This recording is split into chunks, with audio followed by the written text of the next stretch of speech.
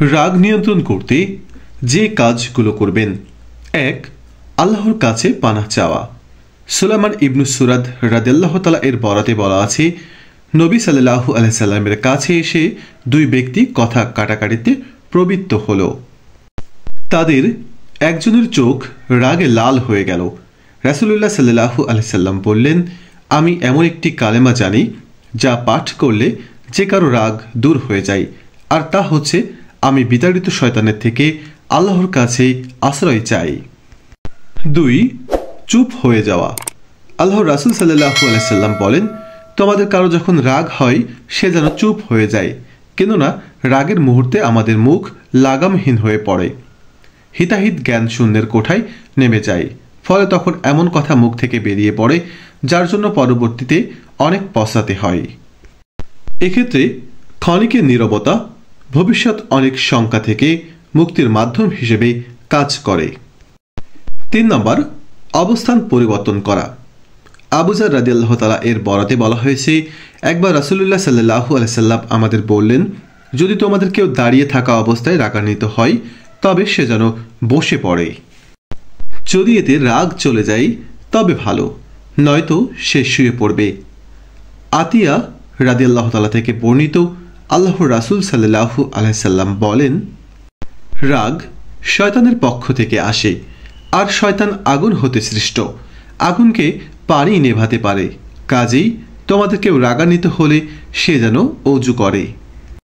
এবং 4 নম্বর হলো মহানবীর ওসিয়ত স্মরণ করা।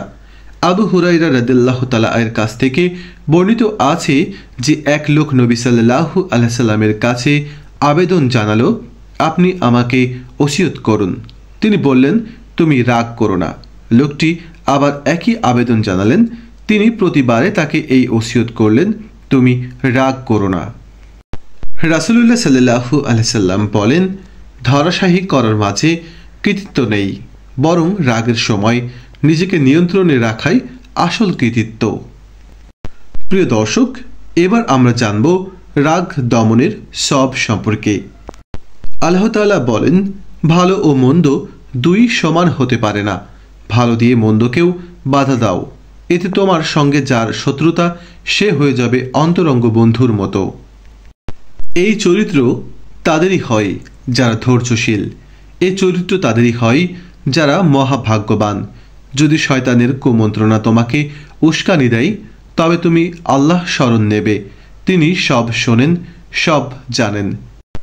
নবীজি সাল্লাল্লাহু আলাইহি সাল্লাম বলেন, যে সুযোগ থাকা সত্ত্বেও রাগ দমন করে, আল্লাহ তাআলা কিয়ামতের দিন তার অন্তরকে সন্তুষ্টি দ্বারা পূর্ণ করে দেবেন। মহানবী সাল্লাল্লাহু আলাইহি সাল্লাম আরও বলেন, সক্ষমতা থাকা সত্ত্বেও যে তার রাগ দমন করে, আল্লাহ কিয়ামতের দিন তার গোটা সৃষ্টির সামনে তাকে ডাকবেন এবং তাকে নিজের ইচ্ছা অনুযায়ী হুর নির্বাচন করতে দেবেন। প্রিয় দর্শক, আমরা ভিডিও থেকে রাগ দমনের 4টি উপায় সম্পর্কে জানলাম এবং রাগ দমনের সব সম্পর্কে জানলাম। প্রিয় দর্শক, ভিডিওটি সম্পূর্ণ দেখার জন্য সকলকে অসংখ্য ধন্যবাদ জানাই।